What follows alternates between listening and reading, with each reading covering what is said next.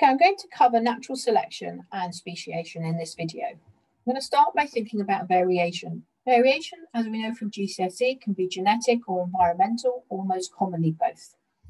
Something that's purely genetic would be something like the ability to roll your tongue.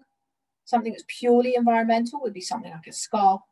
Most things are both, so for example, height.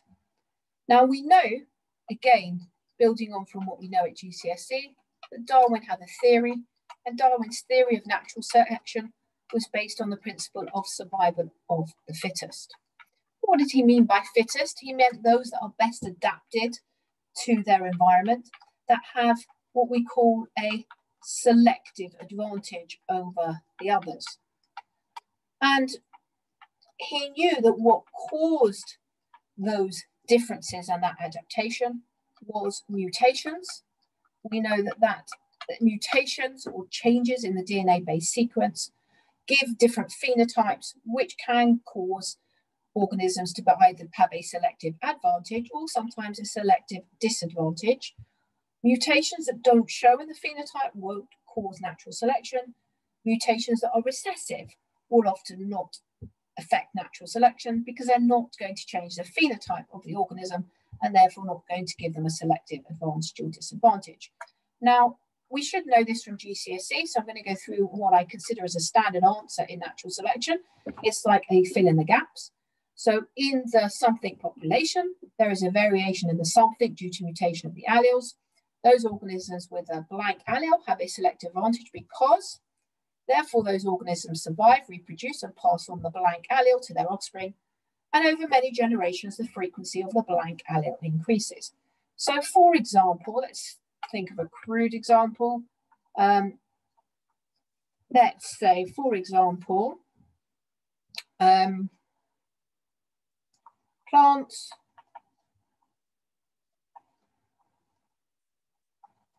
growing in the shade and leaf size. So in the, we'll give it a name. So in the clover population, let's say, there is a variation in the leaf size due to mutation of the alleles. Those organisms with the larger leaf allele have a selective advantage because they can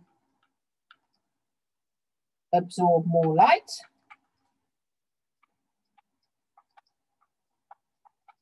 Therefore, those organisms survive, reproduce, and pass on the large leaf allele to their offspring. Over many generations, the frequency of the large leaf allele increases. Now, obviously, that's a rather crude example, but the principle is the same. It's about reading the exam question, identifying the allele, the variation in the phenotype, identifying the allele that gives an advantage. Why does it give an advantage? And therefore, you can go from there. Now, in terms of natural selection, we do need to think of the three types of natural selection that we cover at A-level, and the way in which it affects the frequency of the different phenotypes. So the three types that we cover are directional, stabilizing, and disruptive. Now, the first two are on the AS specification. The last one is on the A2 specification, but I find that it's more useful to teach them all at the same time. I'm going to start with directional. Okay, so imagine you have a graph where you have the phenotype at the bottom. So it could be the leaf length, it could be the height, whatever it happens to be. You have frequency along the y-axis. And when you get a graph, what you will find is you end up with, draw that slightly better, you end up with a normal distribution like so. Okay, where obviously the majority of the organisms have this middle phenotype, and then some smaller number have both extremes. Now, directional selection basically says that one extreme is selected for and the others extreme is selected against. So I'm going to choose that one for and that one against. Obviously, it could be either side. A classic example of this is antibiotic resistance, where if you are very resistant to an antibiotic, you're more likely to survive. If you are not resistant to the antibiotic at all, you're likely to die when antibiotic is used. If we come back over many generations, then what we will see happen is that this whole graph moves to one extreme. So your mean has literally shifted towards one extreme because one extreme has been selected for. The second type, which is stabilizing selection, draw the graph again. Here is our normal distribution. This time, both extremes are selected against. And so if you come back in many generations this time, because the middle one is favored, you get more of this middle phenotype and you get less of the others. So your range, you imagine that is your range has really shortened on this one. And an example of this is baby's birth weight. So we know that there is higher fatality, higher mortality, babies that are heavy and babies that are very small. So they're selected against, which means we get more babies born of this middle weight. The last one, which is disruptive selection. We'll draw again a graph, squeeze it in. Okay, so again, we've got our normal distribution. This time it's a bit strange because what happens is the middle is selected against. The two extremes are favored. And when you come back to this one, therefore, what you'll end up with is one peak at one extreme and then one peak at the other. An example of this would be the peppered moth. Remember the peppered moth from GCSE? Peppered moth can exist in different forms, black and white and all the colours in between. The black ones tend to survive better in the towns because the pollution means that the trunks of the trees are black in colour. The white ones tend to survive better in the countryside where lichen grows on the tree trunks. And the ones that are grey, they don't survive anywhere. They're selected against. So we've got these two populations that are happening. Okay, so that is natural selection. The next thing for us to think about is genetic drift. Now, natural selection is particularly due to a particular allele being favoured. So mutation happens, that has a select advantage, and that causes a change in variety of alleles in the population. But genetic drift is not like that, it's random. So for example, imagine I had a population, and in that population, there are a variety of alleles of different colours, and they're randomly distributed around.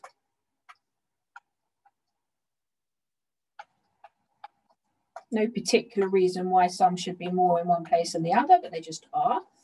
And then along comes some sort of disaster, and it destroys all of these organisms, leaving just these ones here.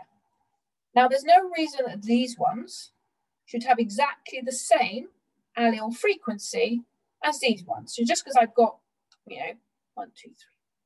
9 organisms, 5 of them happen to be blue, that's just random.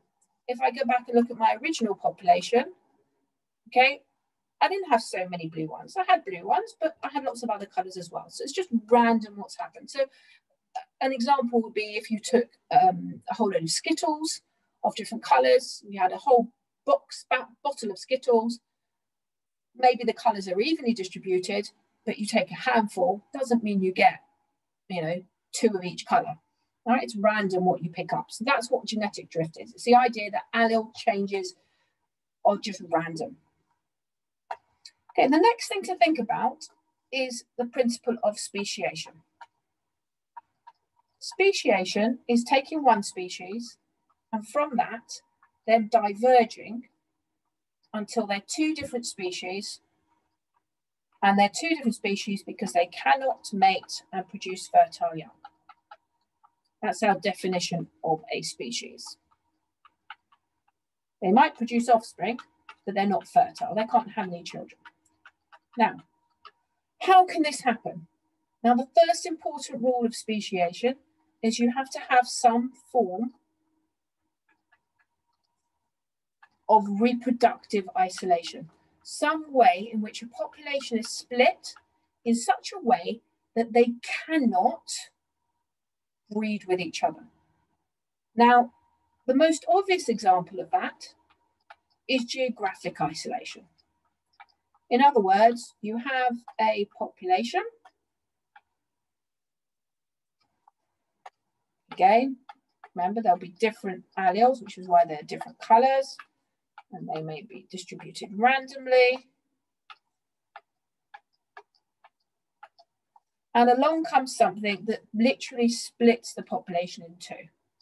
Okay, there's an earthquake, a volcano, someone builds a road between them, whatever it happens to be. And this population, population A and population B, can no longer mate with each other. Their gene pools are now what we call separated, and they both go along their separate paths. And because they're in different environments, they will both go through their own process of natural selection, and they will literally diverge from each other. That's one possibility.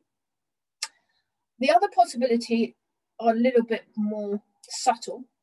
So for example, they could be separated due to time. For example, their breeding times. One plant might produce now its flowers in March, and due to a mutation, the other produces its flowers in July. Now, obviously, they can't cross-pollinate with each other. It might be due to ecological reasons. They might live in different niches within the habitat. One might live in the treetops, one might live under the leaves. It could be mechanical.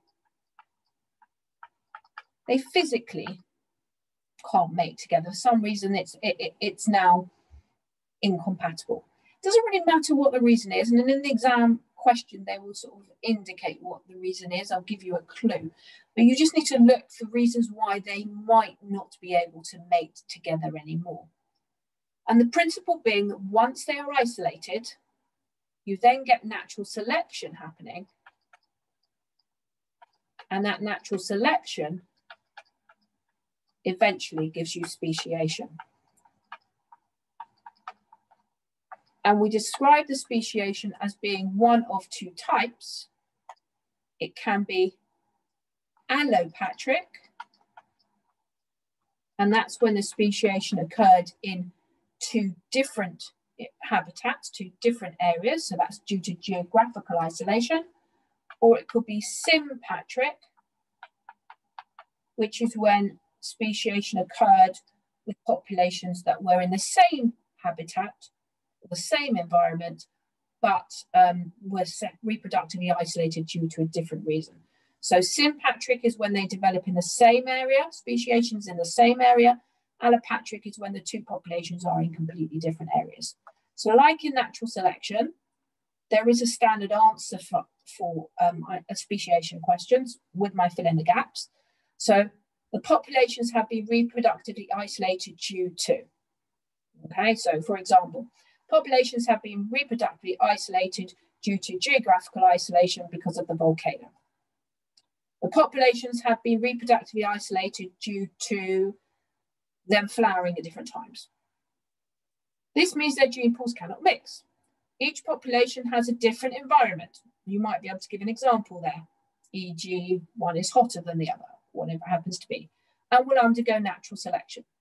Their gene pools will diverge until they are so different they cannot produce fertile young when mated. They are now different species. The speciation has occurred in something habitat and is therefore something speciation. So for example, the speciation has occurred in different habitats and is therefore allopatric speciation.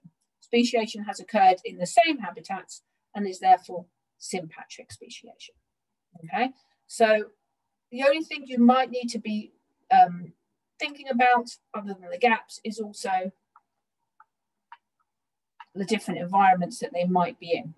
You won't always know, but if the exam question does tell you that species B is in a colder place than species C, then they would expect you to refer to that in your answer.